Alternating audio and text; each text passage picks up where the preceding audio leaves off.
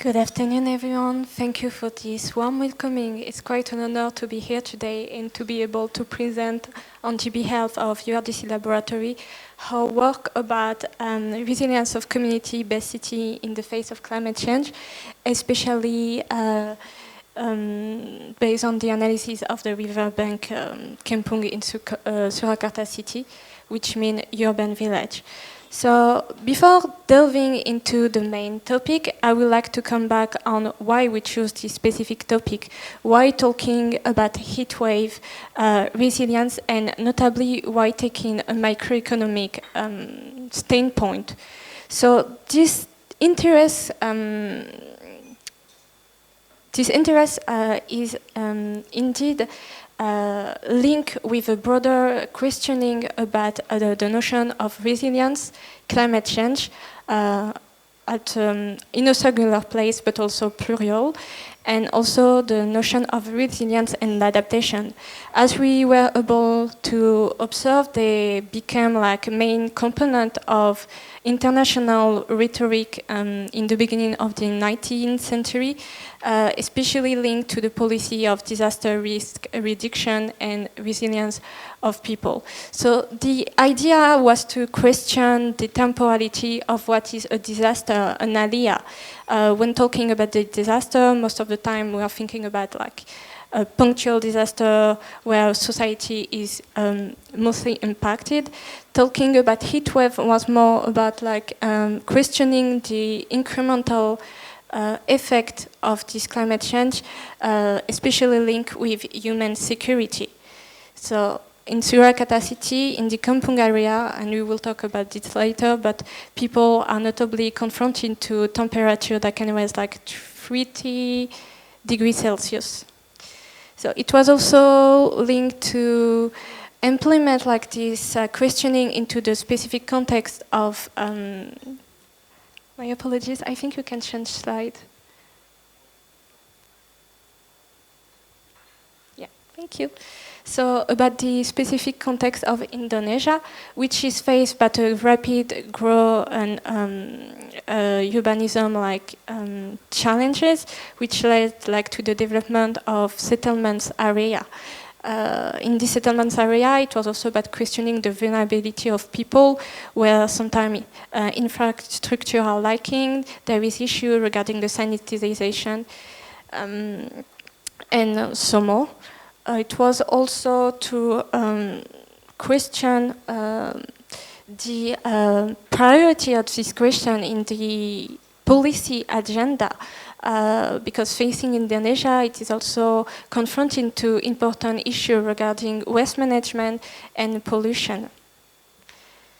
So that's why we focus on a microeconomic scale, because at that time we assume that within one state, what is called resilience by the international institution can in fact be plural, meaning within a state, when the state is implementing policy or not, people can adapt and are not like passive actor.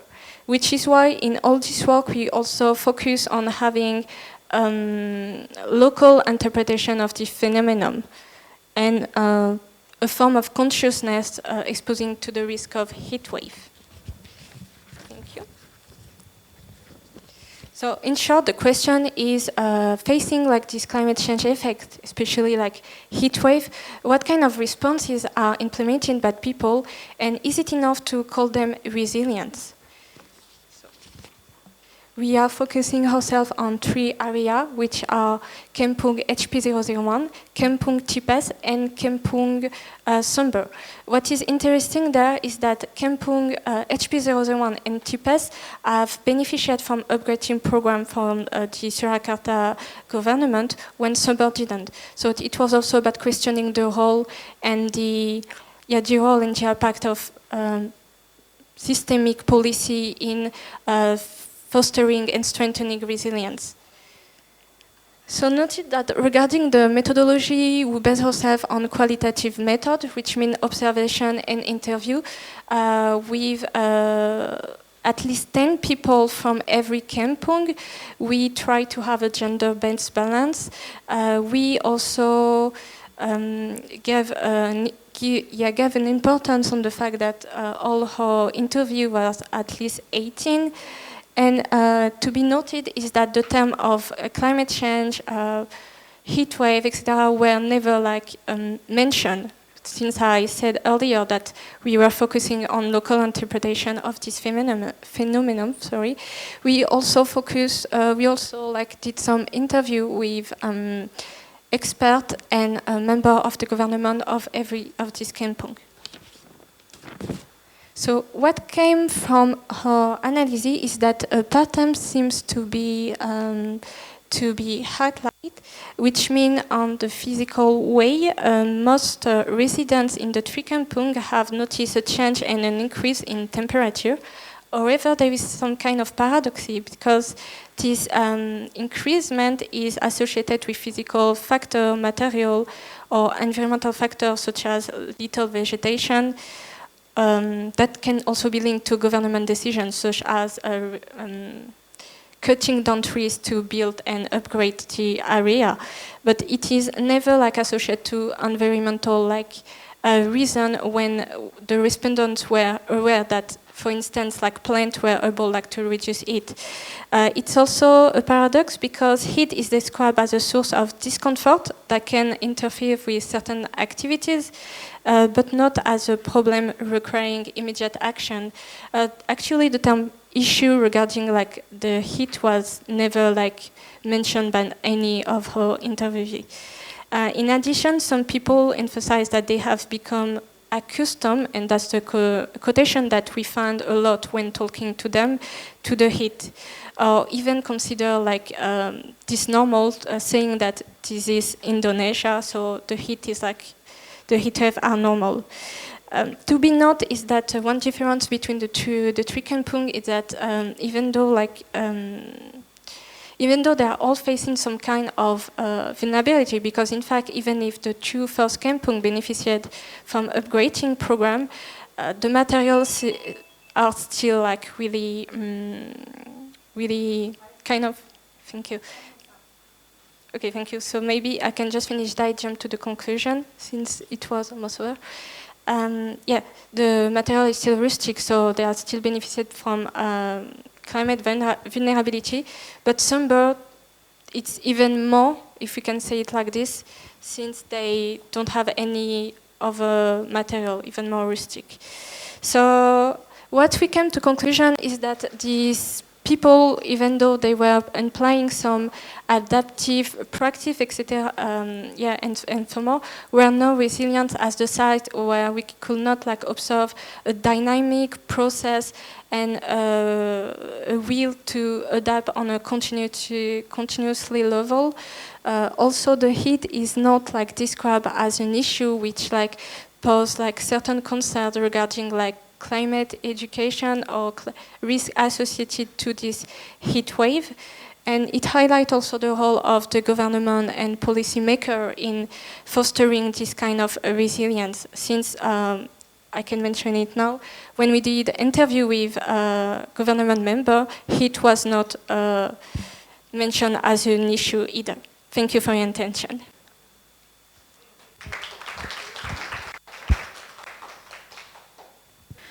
Thank you so much for your presentation. I really enjoyed reading your paper. I thought that there were some really innovative and interesting concepts that were brought through, and in particular, I really appreciated how the paper questioned notions of resilience, which we typically do associate with communities. And I think the argument that actually when we think of heat, which is a very, very different kind of event than, say, storms or other kinds of hazards, the notion of resilience kind of doesn't hold in the way that we typically define it. So I think that's a really important and interesting intervention in your paper. I'm just going to monologue for a little bit since we have the luxury to in this session. We have so few papers. And so I wonder, though, I have a few questions that I was kind of mulling through as you were presenting, as well as when I read your paper. So the first question I had is, do we need a new definition for resilience, or is resilience even the right word when we begin to talk about the health of the public or communities? The second question is about the scale and the unit of analysis. You basically argue that in the case of heat, which is not event-based, it's sort of chronic, it's long-term, there's a temporal kind of aspect to it, that the unit of analysis should, using the community as a unit of analysis is kind of irrelevant, right? Because the actions, the adaptation, the agency is literally the individual. They choose to find a spot that is shady and hide there. There's fans, you know, like we all walk around the city now and everybody has those mini USB kind of fans, right? It's like, it's an individual act. It's no longer about the community. And when we talk about resilience, perhaps it's appropriate to speak about large events that impact people all at once, so there's a solidarity. But when it comes to heat, which is chronic, how do we even start thinking about that? And I think that that is interesting because we have a lot of literature, a lot of simulations and modeling. My colleagues do it all the time on urban heat, right? But in terms of how we begin to think of who is responsible and how we analyze the sort of anthropological subject, I think is really interesting. So that's one of the questions. What is the unit of analysis? And the reason I ask that is because I wonder whether moving beyond the individual, if we can begin to think of a network of actors or even an assemblage of actors, whether that might be more useful because, you know, heat, when we look at mitigating heat or the effects of heat, yes, there is an individual component, but, you know, how, when someone in a kampung is building a new structure, that impacts their neighbors, right? So to what extent do these social contracts in communities, when they modify their own environment, also set off a kind of chain reaction? In many informal settlements, kampongs, and communities, there is sort of a unspoken social kind of rule to a certain, an order to a certain degree, right? And so in what ways can we begin to understand that in addition to the individual agency that we see here? The last comment or question, not question actually, it's more of a comment, is your work really reminded me of the work by Lucas Ley, an anthropologist. And he writes about climate change in Semarang as this chronic presence of adaptation, that there's flooding there, but it's this constant presence of flooding. And that it's about endurance rather than intervention. So the actions are also very, very different. And I wonder to what extent that kind of classification might help you frame some of the ideas in your paper. Thank you. Thank you. Yes, so maybe I will answer to the first three questions. So regarding your first question, thank you, because that's actually the grassroots of the work we did, like questioning the notion of resilience on an international level. And regarding the work, like, as you may know, like resilience is already a very controversial like notion, like embedded in a lot of disciplinary, such as psychological, etc. Psychology, sorry. I still think that there are some components that are like really interesting when talking about resilience. Seems like bouncing back, the fact that there is a external shock to one system. That's thing that we can observe, like on an empirical way.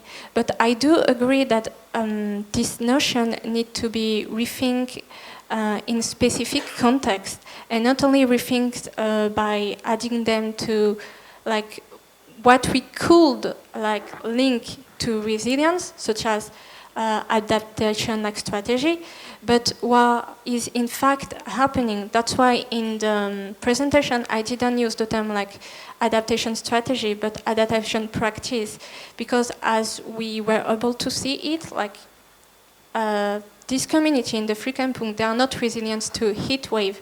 It's more like a survival like instance. So it needs to be rethink in the sense of resilience seems to be now like something that is a pattern and that will be like natural for every like society, community in the in one specific area. So I think like one of the roles will be also to say like, no, actually this community, they are not able like to face a heat wave, and not like just putting all the work on them, but that it need to have also a systemic and macroeconomic actions, such like investment or education regarding this issue. Regarding the second question, I think it was about like interrogating, questioning to the sense of community regarding individual action. When we did like the field, actually, we questioned this community because in the literature, what has been seems to appear is that Kampung area, since they are like a form of village but also urban place, they will have like this traditional organization in the type of dokam ways. But actually from the beginning, like what we have seen is that not only these people do not consider heat as an issue, but when they are doing like some renovation or adaptation practice, it's only on an individualistic level. So most of them, when you ask them, do you feel good in your community? Do you interact a lot with your neighbor, etc.? They will answer yes, although there is still a number of responses that show that actually the community is not a block. So yeah, it is really interesting also to understand how one vulnerability can affect the whole block, but also how one ability, capacity could also, foster and strengthen like resilience of other. And I'm sorry, so your last question was about the framing, resilience, etc. So I have to admit that I didn't see this work about anthropological way, but I did frame my work regarding what is survival and what is resilience. It was more about that. But yeah, I do think it is quite an emergency also, an important role, like to observe and to talk directly to community and not only to the state, because as we were able also to show it, sometimes like heat is not even considered as an issue or is not part of the government agenda. Respond. I thought that was really interesting because we're talking about heat in the tropics, right? In London, when it's 24 degrees out, it's a heat wave and people are like, panicking. Yeah. But here in our part of the world, right, it's 35 degrees and people are like, this is just it's 35 degrees every day. So I think that there is something really interesting here in terms of how we begin to frame this as an impact of climate change and what kind of there's a whole literature on thermal violence, which I'm not going to get into. But another point I just want to make is that I wonder when you're doing field work, and this might not be for this paper, but in the future, instead of looking at whether other people consider other people when they build a new structure or whatever, would it be more interesting to ask about what conflicts occur when somebody else builds a new structure, and whether that begins to and whether that might help you actually unpack the politics of individual households or individuals in a more interesting way. So thank you.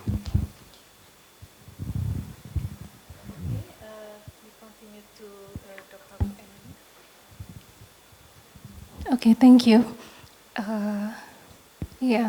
Thank you for DINA that has presented interesting study on how people in the three kampungs as a case studies have responses to uncomfortable condition to the climate change in Surakarta city. I read that the three kampung settlement, Kampung T, HP, T, and Kampung Sumber, have a different contextual background because the HP and T are upgraded settlement, and the Kampung S non-upgraded settlement. I am interested to highlight this about the contextual condition because it doesn't clearly enough to me about the natural resources and the physical condition, and because it is also about the community driven. I think it's important to highlight also the people or the participants that you have interviewed. How about their setting condition, their settlement condition, which is probably different in context, and also the personal demographic about their education and also occupation, how long they live in that in their house. Yeah? Maybe they spend more time to work or something like that. I just have a suggestion that you maybe have to categorize your participant according to their settlement. Yeah. Thank you for this question. So to answer to you, actually, it's very interesting because I had like the same like pattern when I wanted like to study this phenomenon. And when talking about Kampung, like it's definitely gray zone. We were also thinking like we also assume that between like upgrading Kampung and between non-upgrading Kampung, the differences will be huge, or at least will be really, you know, noted, like you could see like differences, but actually what we came like to the conclusion is that HP, TPS, which are like upgrading area and Sumber, they are facing the same issue. They have the same relationship to this issue, meaning it's uncomfortable, it is like it's Indonesia, or we adapt, we use this. The differences that we were able to notice is that like there is some kind of role of the state, because the material, the composition are different. So you can just assume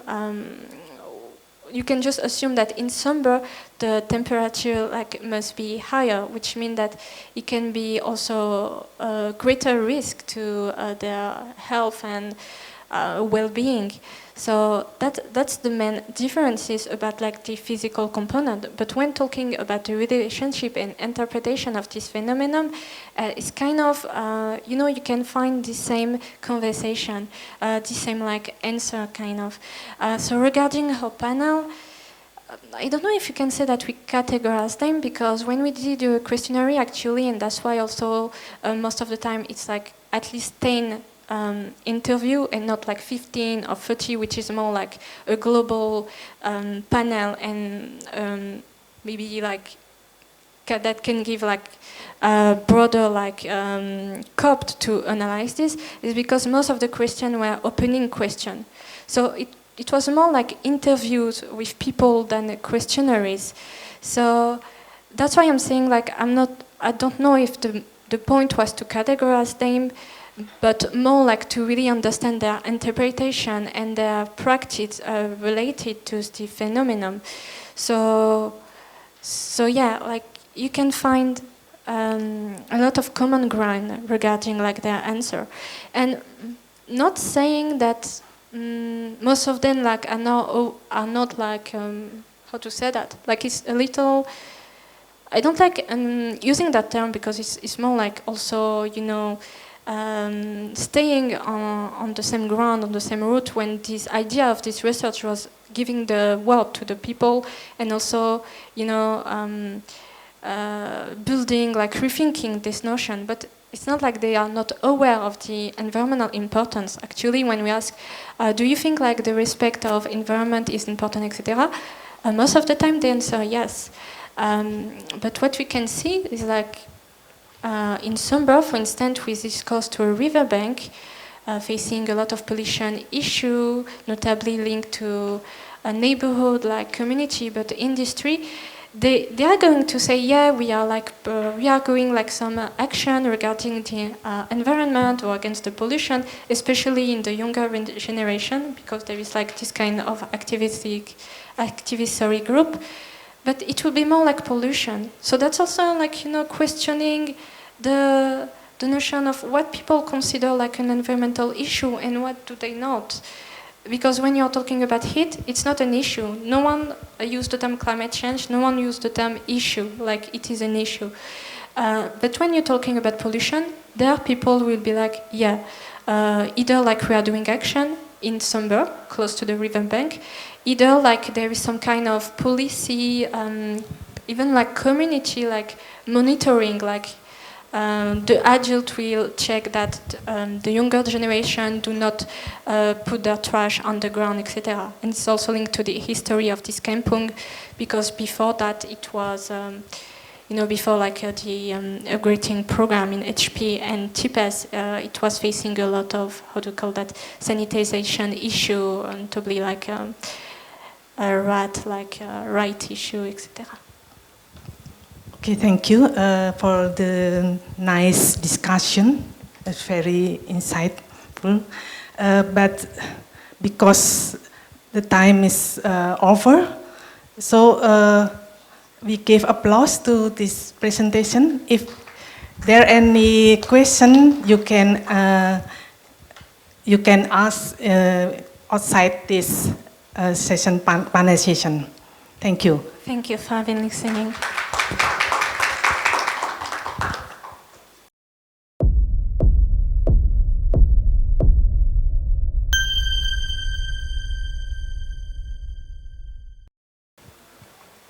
Okay, my honorable to the chair, the respondents, and also all participants who are joining the panel session 4.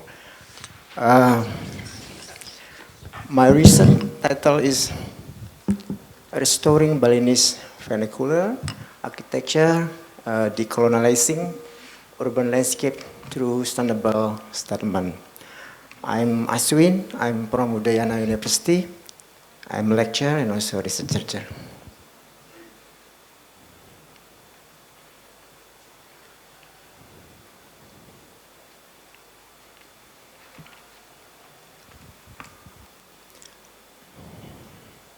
So,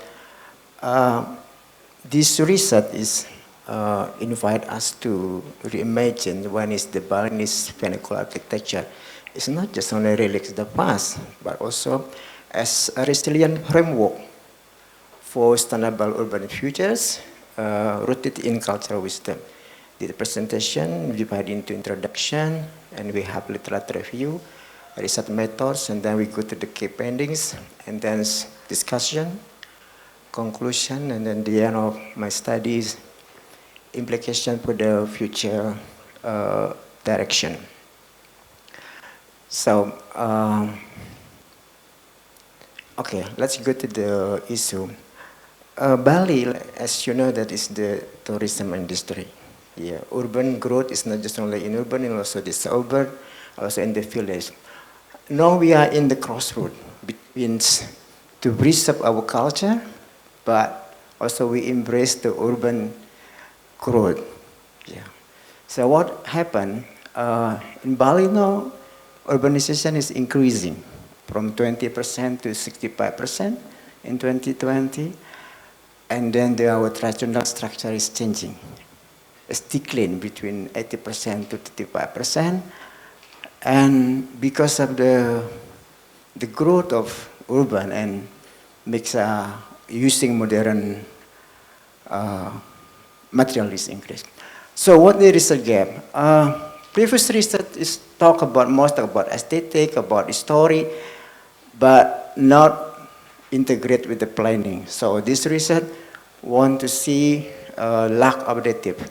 So the objective is to analyze the colonialism legacy and then to explore the vernacular principle that we have, and then try in the end to propose the policy for a model planning and local wisdom. So we have three objectives for the research. So we use literature review. One is we use concept in Bali they call Trihita Karana, is harmony between humans, nature, and spirituality as the main concept in our research, and also we use the other theoretical, like a modern planning theory, and also some cities already apply. So the research method, we use this qualitative approach with ethnography and using case study. That is Ubud case we use it.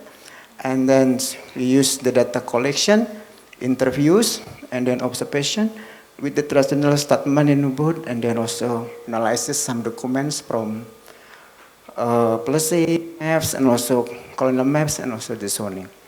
We analyze all that data using thematic coding, yeah, and then GIS spatial mapping for land use planning. So this is the study research methods. What is our key findings? We have 3 key findings. One is the studies show that urban fragmentation, and then ecological imbalance, and then the cultural erosion. Urban fragmentation, that traditional area is declining. Okay. This is Pecha Kucha, Ibu. Yeah, this is going directly. 35% 20, and then because of driven of tourism, and then the ecological balance, increase using modern materials, and down the using traditional materials, and create the raise city temperature. And for the cultural erosion, yeah, no, because the commercial use and push to the loss of community space. This is our data, our key findings. The traditional area, percent, and then using building materials is increased, and then traditional materials is dropped 50%, and then we have Bali Banyar as community, and also Pura is marginalized, and 60% community say that they lost the communal spaces because it's pushed by the buildings which is used for tourism and urban growth. Okay, discussion and model proposal, yeah. So, based on our design in Ubud's case through the community-based design, so the study saw, the observation saw that 35% improvement the sustainability matrix because they use more local materials and then down the emission. So we propose a recommendation, local material regulation required for local, and then zoning for vernacular protection, social space revitalization, and then number 4 is incentive for culture developers, could be tax, fast permits. But for the social space revitalization, yeah, this is our case study in Ubud, the before and after. We call it Telajakan with more greening and our design from the community, and then that decrease the temperature and it's more calm, and 35% more sustainably in metric. This is our model proposal. There are revitalization through community-based design, local material regulation, zoning for vernacular protection, incentive for culture developer, and social space revitalization. This is our model proposal that we propose for the sustainable planning framework. So we conclude that Balinese colonial architecture can serve as cultural legacy and a living framework for climate resilience, for culture preservation, and also special justice. And Bali, that we have concept Rita Karana, can be based on urban model, offers more harmony, more adaptive. Maybe can apply for those city we have the same culture with us in Bali, maybe and also in Southeast Asia. So Balinese vernacular architecture is not just only historical, but it's living system for climate resilience, for culture survival, and also for the special justice. The last one is implication for the future direction. Yeah, one is for theoretical framework is can be combining with the local resilient theory, and then practical. This can be used for the policy roadmap for integrating vernacular design, and hope that net research for comparative study in the other place. My closing statement is by embracing Balinese vernacular architecture as a living system of spatial harmony, cultural continuity, and ecological balance, we can chart path toward urban futures that not only sustainable but also deeply rooted in identity and resilience. Thank you very much.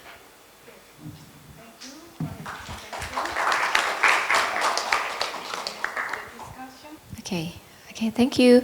Hi, Pak ACWIN. Good afternoon, everybody.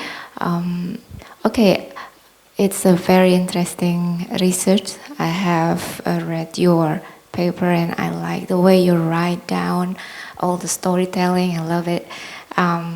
The strong point of your research is about creating framework to integrate Bali vernacular architecture into urban planning through community-based approach. But I haven't seen that. My response will be divided into two phases. First, I will ask some questions, and the second is I will give some suggestion about your paper, because it's a really good paper, I think. The first question is, I want to deep down into the article where the participatory observation took place. Maybe you can answer it instantly. Yeah, thank you for the questions. Yeah, we choose Ubud. Yeah, there are three areas: Padang Tegal, and then Monkey Forest area. Because this is one example that we see before and after they apply the design for community. So the good things, because we have the previous data, what is the problem there, and after there are design to improve the frontage in front of Balinese, we call it Lajakan in Bali. Then what they feel after that, and then we use some tools, how many decrease per temperatures and for emission. So because in my research also we together with the other colleagues the understanding to use this one. So yeah, in Ubud city. I think that's the strong point. I think that's the point to be declared in the article. I didn't see those what you've mentioned in the article. So when I was reading your paper, I feel so lost, lost of understanding the locus of the research. Okay, maybe the suggestion is you can put that case study on the paper, so we can, as the reader, we can navigate the findings and relate it to the case studies. Thank you very much. Okay, the second is the background of why the traditional design of settlements in Bali is changed. You have already mentioned about the colonization, right? Colonization, sorry. At the other hand, we from outside of Bali understand that Balinese is still protecting the culture. How come it that be? At one side, we see Bali is so hold the culture so much, but you have mentioned in the research that there are shiftings in the practice of local urban designs, and also how the policy response in urban planning. What is the background of this shifting? Yeah, you know, when the development is growing so fast, and sometimes we cannot capture, you know. For instance, like in some cities, like in Ubud, in Singaraja, in fact that we have historical from colonialism. For instance, like in Buleleng, we can see very clearly how Holland colonialism in the buildings. Even in Ubud, like in our palace, in Puri, Ubud, and also there are some design architecture from colonialism. But then now, when historicism is grow up, some people takes that design, you know, and then forget about our local knowledge. Yeah, so many builders, investors come to Bali, and then they bring the idea. We cannot check it, you know. It's so fast, very fast. If you come to Bali, maybe 1 year ago and then right now, and it's changed so much. This is the fact we see. Yeah. So even like in Kota or maybe in Nusa Penida in the other place, then that's why we go to Ubud, because Ubud is strongly using this design locals and integrate into the planning. Yeah, we have a local perda in like in Jaya, they are very strong to use strictly. So this is, can learn from this, you know. And otherwise, Bali also wide, you know. It's not just only Ubud or Sanur or Kota, and also the other place, noise come everywhere, everywhere. Okay, so from your explanation, the effort of holding the culture just come from the community itself, but it haven't reflected on the urban planning, right? So is there any collective action of the community to bring those semangat tuh apa tuh, to bring those spirit to protect the culture to break down into the urban planning policy? Yeah, thank you very much. That in Bali, like you know, that we is very strong in our village. We call it desa adat. We have local regulation. We call it awigawi. It is even more strong than the formal one. Yeah. So, city like in Ubud, yeah, the place, this is influence more much. Yeah, to change the things. Yeah, the main role. Yeah, for instance, so many cases happen in Bali, and even the government, I'm sorry, police even cannot take it. But when this adat is more strong. Why? Because like I told you in my research, the concept is Trita Karana still keep until now. Okay. Whereas all of Balinese believe harmony with the nature, harmony that's humans, and harmony in the spirituality. They still keep in as Balinese.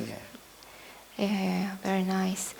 The last one is the suggestion for your betterment in articles, because I think this is really good article. But you can the first suggestion is you can put the description of the case study into the article, so we can navigate the findings and the case study. And the second is you mentioned about thematic analysis. I think you can put the diagram of your thematic analysis also, because it also brings us to navigate the findings also, because in your articles, in my reading, I lose from the beginning to the end. I think that's all from me. Thank you. I would like to thank also. I realized when it's the end of my article, then I can read it. I'm sorry, I Okay. forget about my case study, which is very strong from the yin, and then again, oh, I have a lot of things together, and I'm using in FIFO to use the thematic, and then that's good. I forget to put the diagram. But thank you very much. Okay, thank you. Ibu. Yes, thank you. Good afternoon, Mr. ACWIN. Yeah, your paper is interesting, and so many questions that arrive for me because I do not come from Bali. So yeah, I agree with Dr. Lulut that it will need case studies because in one of your purpose in the study is to analyze the impact of colonialism on urban planning in Bali. But I didn't see about the impact of colonialism in urban planning. And it will need an explanation, and it would be nice if there is a case studies pointing what is the impact on colonialism and how to cope this impact today, and okay, you explained that in Ubud have already implement the Trihita Karana, but I cannot imagine how the Trihita Karana implemented in urban planning and how it is will apa ya,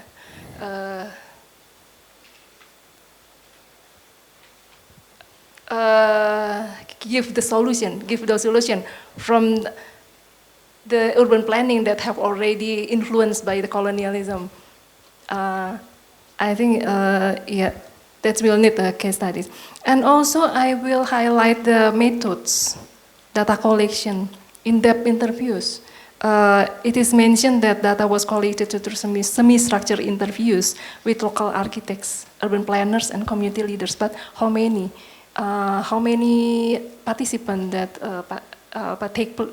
contribute in this research, and also participatory observation, several traditional settlements. How many also the traditional settlement that you have already observed? Actually, if I read this, I think the paper is very normative, and I believe that you have already researched, take a long time to research. You give the review on this paper maybe, and it is already case studies, but it didn't explain in this paper. So as a reader that we do not come from Bali, just confused how Yeah, this. thank you very much. I realized that, I know that this is not the reason when you stand that timing is very close and you have to submit full paper. You know, it's a classic reason. And then you're missing something, yeah. And you think that the reader can understand it, yeah. But then, one day before that, I make that presentation, I realized there's something missing. What Dr. Lulut said, and now you said, and I do realize that missing point. For instance, like the colonialism, like in a lot of king palace in Bali, like in Ubud Palace, in Karangasem Palace, the influence from colonialism is very strong as well. Yeah, there are so many research about that, how the palace is influenced by Holland, Netherlands area. In the planning, you will see how they change before colonialism and then colonialism. In the layout? Yeah, on the layout, even in all some area, you know, yeah. Some part that you will see that is not Trihita Karana, but it's there because the political in that time. The theory Michael Folcott mentioned that how authority can influence the plannings. And maybe you know that about the kasta in Bali is also come from Holland area, not Balinese. The kasta strongly when it's in Netherlands. Then it influence for our Trihita Karana. And then some period, and then we realize, you know, that's why when I'm looking this topic, decolonizing, is the first time that I choose this. Yeah, because now it's for us time to redeem, to recover, and to restore what we had before, which is a bit stronger. Yeah, I don't want to say that I don't respect with the colonialism historical, but now this is our community in Bali. Yeah, from long time ago. That is the missing point, but it's happened. If you see that there are some planning in Karangasem, it's really like it's take from colonialism. We call it, what is the name? Pura. In Karangasem, I forget the name, which is the landscape, the park, Taman Ujung. If you go there, this is exactly like colonialism, but it's happened in Bali. Yeah, I think in 2000, this coming. Yeah. So why we have to integrate? Trihita Karana is really clear it's not just only the concept, but its implementation is really clear. When you see the planning of the village, of the city, where is the temple in the village, in the city, that is because we are harmony with the God. It's very clear to see, you know, in planning. And have to be, we have two orientation, can be the north or can be the east. It's very easy to see every village. Okay. And then, I'm sorry, and harmony with the humans, the social activities, the facilitas social, and it will be there. And then harmony with the nature, it's clear, we call it Almahan, where is have to put for agriculture, for landscape, that's happened. Now we would like to redeem, to restoring that preserve. And some design that we already proposed by governments, and it's work. This is, would like to say now, yeah. Even become my book later, I will give you one, yeah. Yeah. I forget to bring it. I also have one book, Urban, the Sustainable Paradise, Urban Landscape in Bali, yeah. If you give your address, then I will send. Book here. Yeah. I think the time is up. Okay, thank you for the interesting presentation and discussion.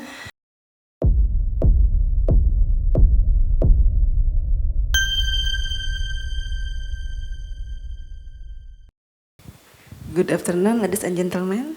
My name is WAYAN ARDIARANI UTAMI. So today I and my team, Mr. ACWIN DWIJENDRA, will represented my research in our research incorporating ecological and cultural sustainability in the selection of architectural materials, a model derived from traditional Balinese architecture. In the current era globalization and climate crisis, architecture faces major challenges to transform into a more sustainable practice. According to UNEP report, the construction sector contributes approximately 37% of global carbon emission. In Indonesia, use conventional building construct and steel increase 6.3% each year. Okay, the challenges in preserving traditional Balinese architecture. First is tourism sector pressure, second is decline in local materials, and the third is dominance of non-local materials. This is the future trends in architecture material usage in Bali since 2015 until 2023. This is the philosophical principle of Balinese architecture. The first is Tritakarana, the principle of harmony between humans, nature, and spiritual. And the second is Asta Kosali, a traditional concept, a special system derived from Balinese Hindu sacred texts. Is concept like similar to Feng Shui in China. This is conceptual framework of sustainability. The base is cultural sustainability. The middle is ecological sustainability. And the top one is value integration. Sustainability aims to minimize environmental impact through reducing energy consumption and carbon emission. Sustainable material in the Balinese context use the local and natural materials. The second one is symbolic and spiritual value, and the last is cosmological representation. The research methodology that I use is, the first is mixed method approach, combination of qualitative and quantitative method. The data collection is interview, observation, and survey. The analytic approach using multi-criteria discussion analysis, and the model validation conduct through two cases in Ubud and Gianyar. Okay, this is the material selection criteria. Category for ecological is the highest one in 40%, cultural second one in 35%, and locality in 25%. The weighting was done using the AHP method based on survey result and discussion with expert. Okay, this is the evaluation result of traditional Balinese materials. That's 90% from bamboo is the highest one. Then continue with coconut wood, third limestone, and the last is clay. Okay, this is the conceptual model for material selection for the ecological value. cultural value and locality with the AHP process and have material recommendation. This is the relation about the ecological impact, cultural relevance, Trihita Karna integration, and the last is local availability. This is a case study model validation. Building A in Ubud, the project in Ubud show the dominance of bamboo and coconut wood, and the building B in Gianyar, a combination of new materials such as limestone and tempered glass have begun to emerge. Nevertheless, this building still uses the traditional material also. Okay, the symbolic value of traditional material, the first is bamboo, not only used as a construction material but also employed in various religious. The second one is coconut wood, widely used structural beams, and the last is parastone, used as structural and decorative element in temples. This is the integration of Trihita Karana in architecture. The first parahyangan, the relationship with the god, we can see in the second building orientation, pawongan, the relationship between humans, communal space, and the last, the palemahan, relationship with nature. We can see the integration with landscape. Okay, this is the Asta Kosala Kosalis special system. This is like a house in traditional Balinese like this, Pawon Merajan Pawangan, and this is the special zoning.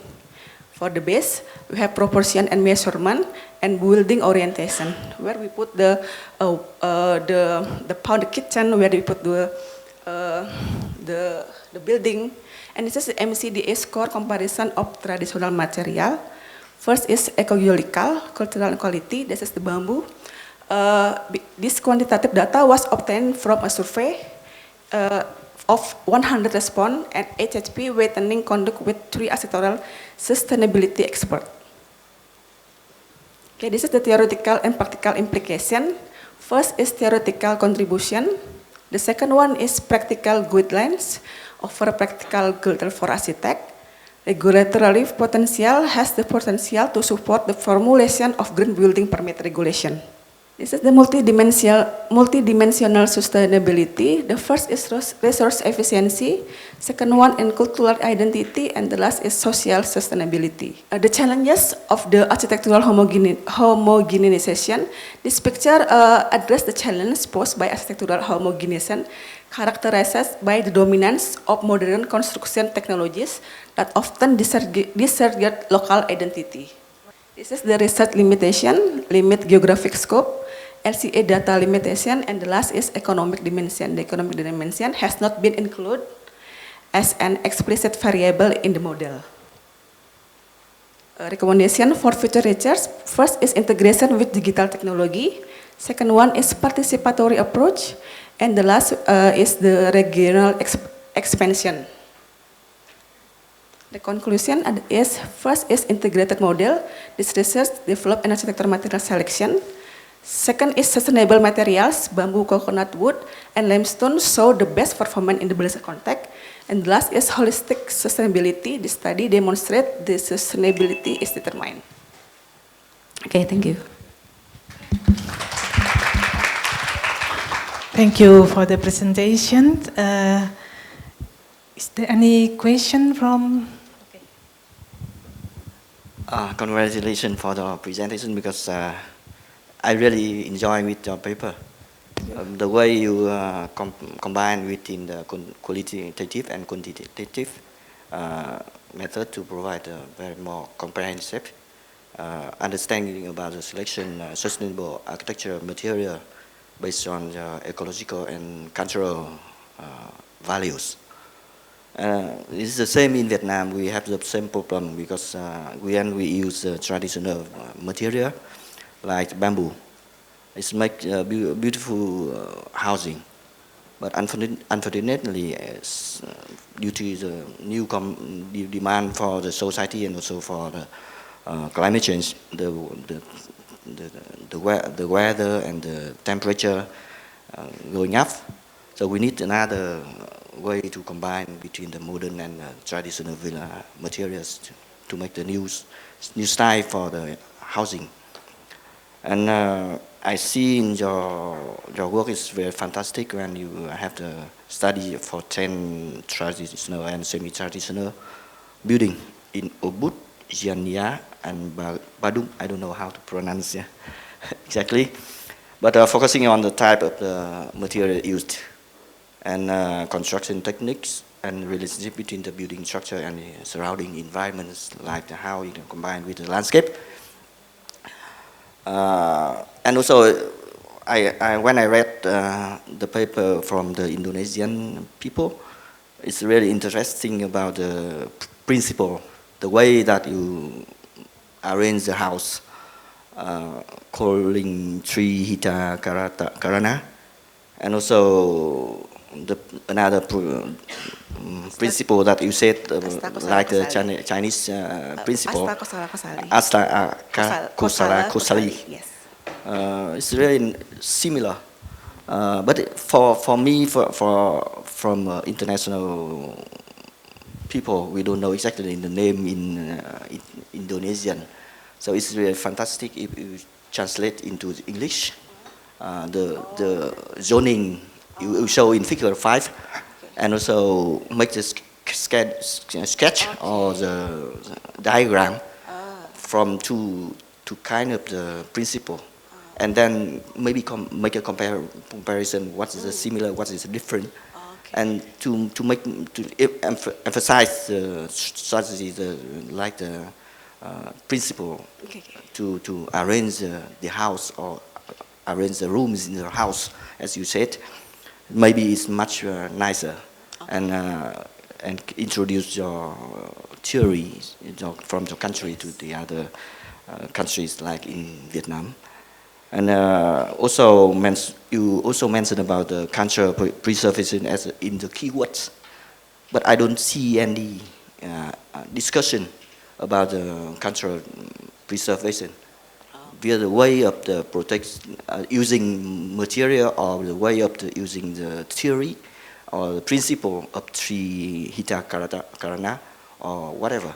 So maybe you have a paragraph about that to explain this, and maybe it's much better, and it convinces the reader why you decide that three type of the materials: bamboo, clay, or whatever, to see that is the most selection material that we need to use to protect the culture in the country. And also in the paper, traditional practice facing the challenge from modernization and like environment concerns. So as you know, global warming impact not only in your country but also in my country. If impact that our country is the most country impacted by sea level rise and also climate change. So maybe I don't see any discussion in your paper about that, because it's impact a lot to the way that you choose material to build a new house, and also from the modernization, as you show in some pictures, with the new material, new type of the using glass, whatever.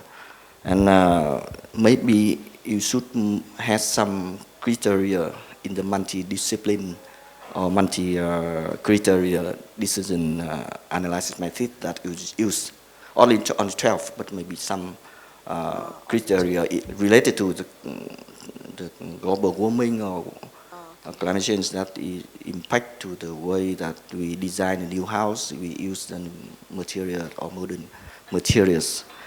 That is really impact to decision how we can choose materials. It's the same in Vietnam, as I said. To decorate the beautiful house, the traditional house is not difficult. But how the people living in the house feel comfortable with the new condition of temperature, new condition of the weather. And some Vietnamese architects try to protect the type of the housing by using the traditional materials. But at the end, they have to adapt, to use the new materials, combining with the traditional material to make the new type.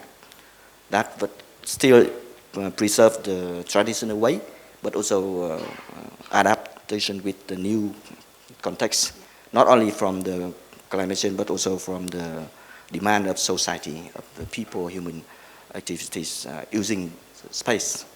So I have only one question that, do you think that you can improve the curricular system that include the impact of global warming to analyze, to find the sustainable material that not only learning from the preserving the traditional Balinese architect, but also dealing with the new challenge of the climate change? Maybe like bamboo, the combination with bamboo and what the name? Stone. Not. White stone? Beton. With concrete and concrete like that. The concrete in the base, and you use the bamboo.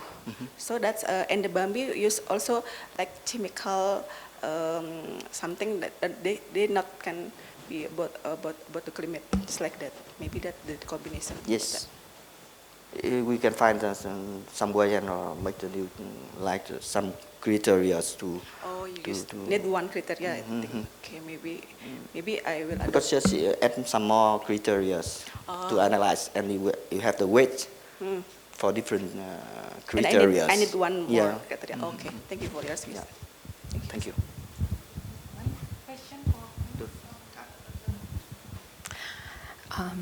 I will try to keep this short. Thank you for your paper. It was really interesting, and I found it to be a really good example of why we need interdisciplinary research, because you are basically combining all these different dimensions that are extremely difficult to quantify, right? How do you quantify spirituality? How do you quantify these kind of cultural elements? And then, I mean, the engineers have figured out how to do a proper life cycle analysis, right?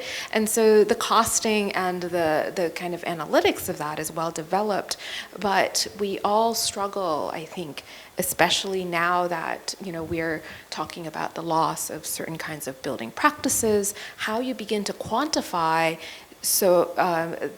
these spiritual or cultural practices that are intangible, and how do you even talk about their benefits, right? How do we describe, and what are the methods that we use to really analyze it? And I think that this is a real challenge, because now in the way that our governance systems and policy systems work is that everything needs to be quantified, right? Everything needs to be measurable.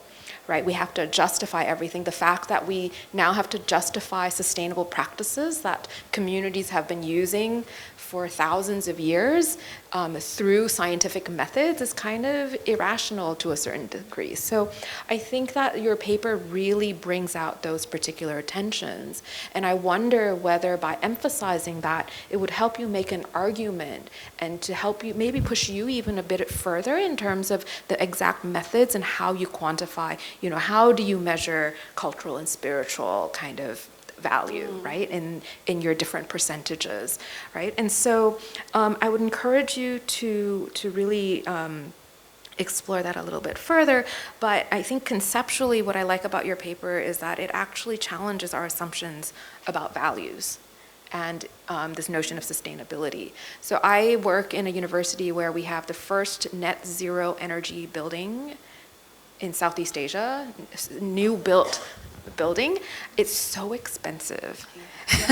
Right? Yeah, that's cool. And so I think that there is something here that we need to rethink, is that this notion of sustainability that is measured in very particular ways perhaps don't work for our communities, and we need to start asking questions about why is it that new buildings, even by low-income families or communities, favor certain kinds of materials. What about them?